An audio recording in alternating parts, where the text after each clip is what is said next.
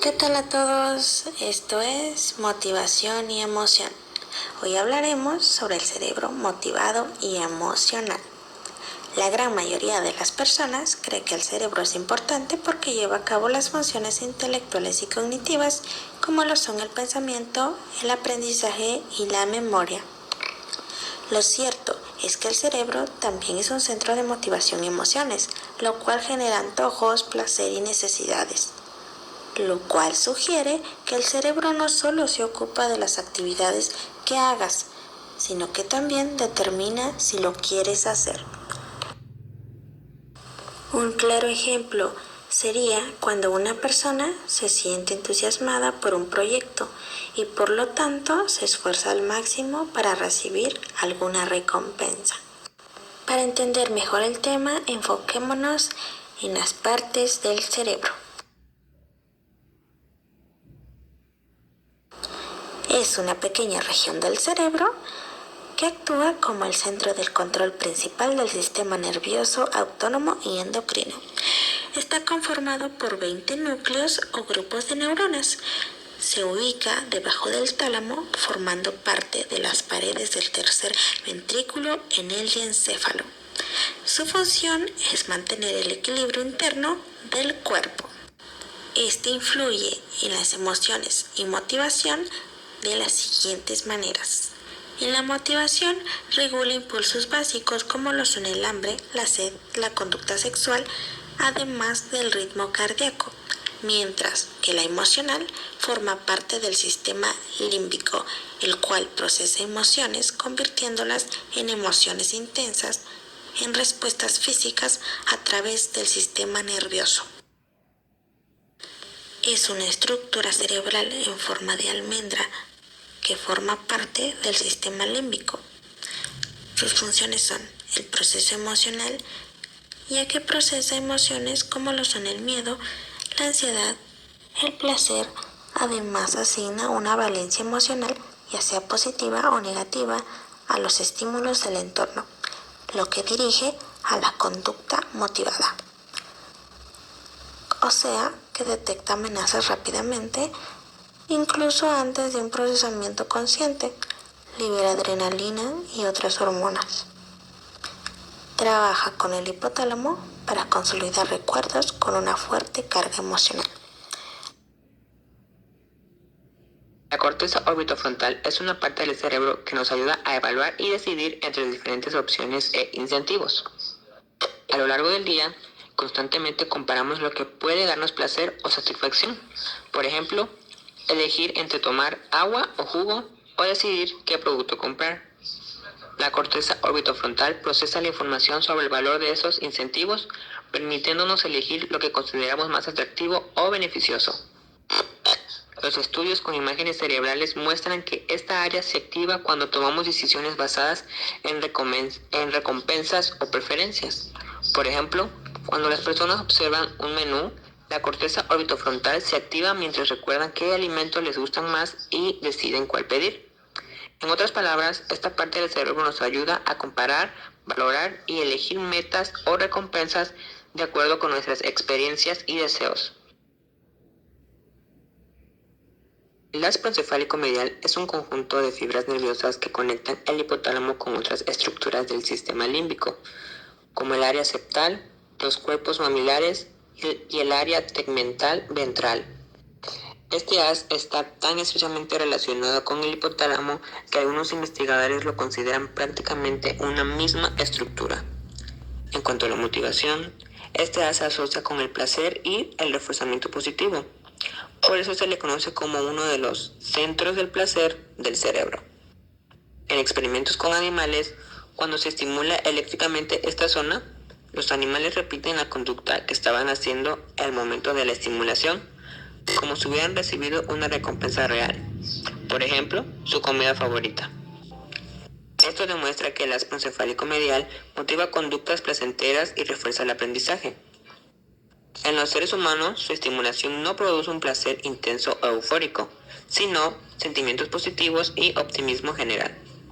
Pacientes con esquizofrenia que recibieron estimulación en esta zona mostraron mayor alerta, ánimo positivo, pensamientos más claros y una actitud más esperanzadora. Regula el afecto al integrar la información sensorial, cognitiva y emocional para la planificación de la conducta, la toma de decisiones y regulación del estrés. En las emociones orquesta respuestas anatómicas, emocionales y de alertas. Su principal función es ayudar a regular la toma de decisiones, la planificación y el habla. Se activa con juegos mentales, tareas de resolución de problemas, lecturas y interacciones sociales.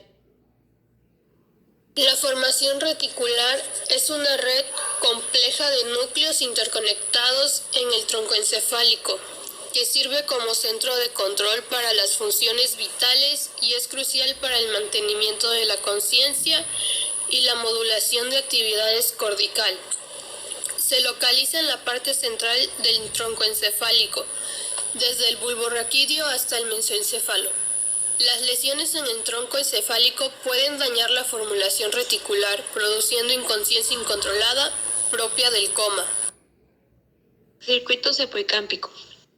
Es un circuito límbico que integra la acción de varias estructuras: área septal, núcleo accumbens, hipocampo, giro cingulado, fornix, tálamo, hipotálamo y cuerpos mamilares.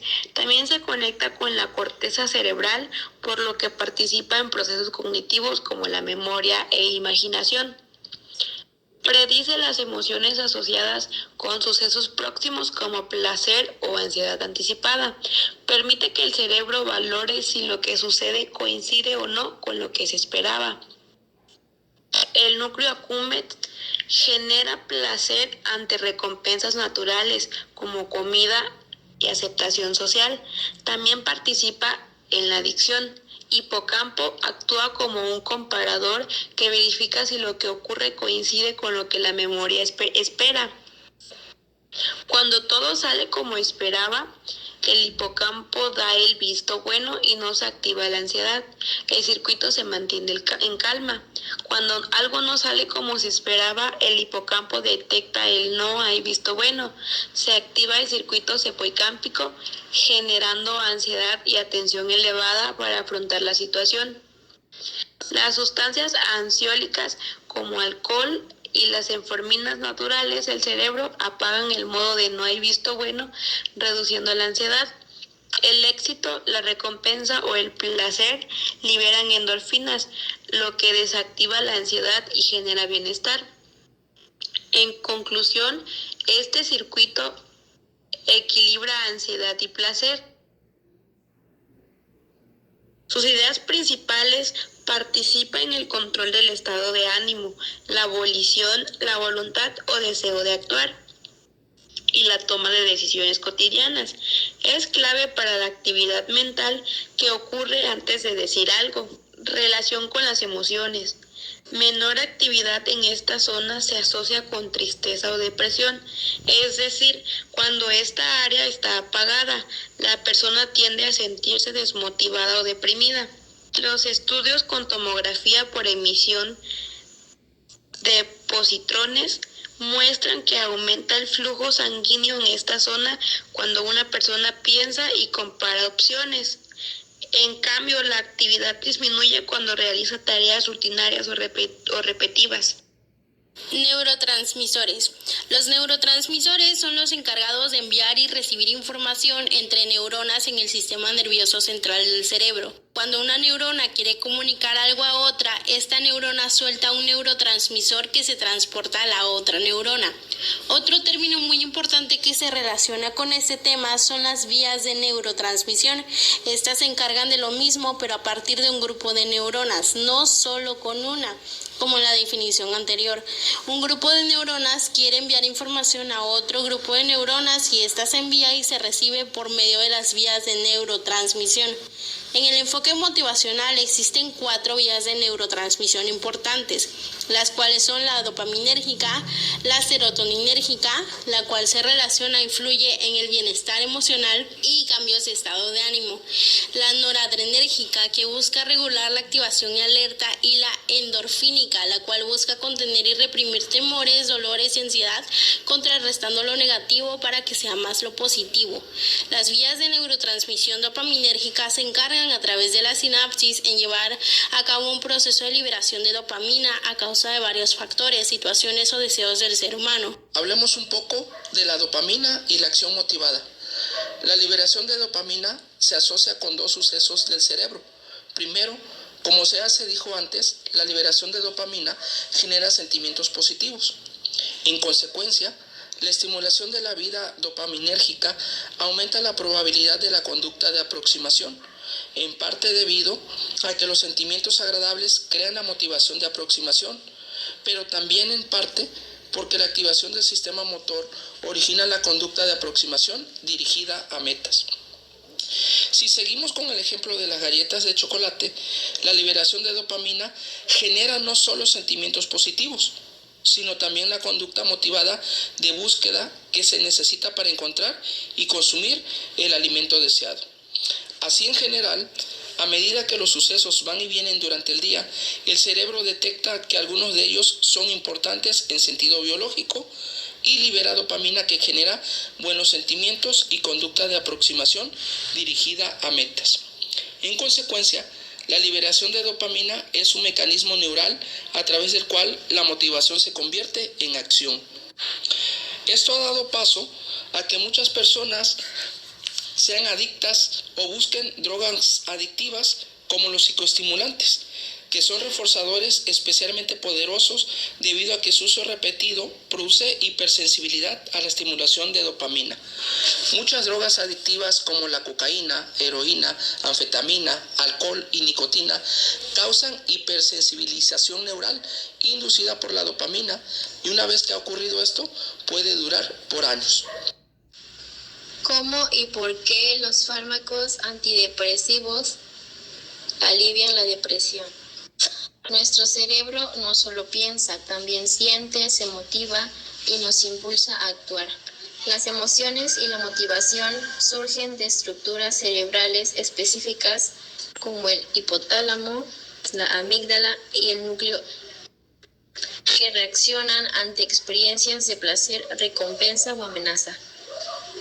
Cuando algo nos alegra o nos entusiasma, se liberan neurotransmisores como la dopamina y la serotonina, que generan bienestar, motivación y equilibrio emocional.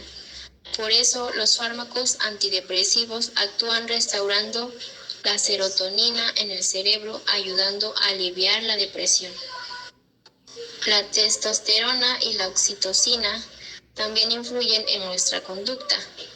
La primera se asocia con la competencia y la motivación, mientras que la oxitocina fortalece el apego y la confianza, especialmente en momentos de estrés.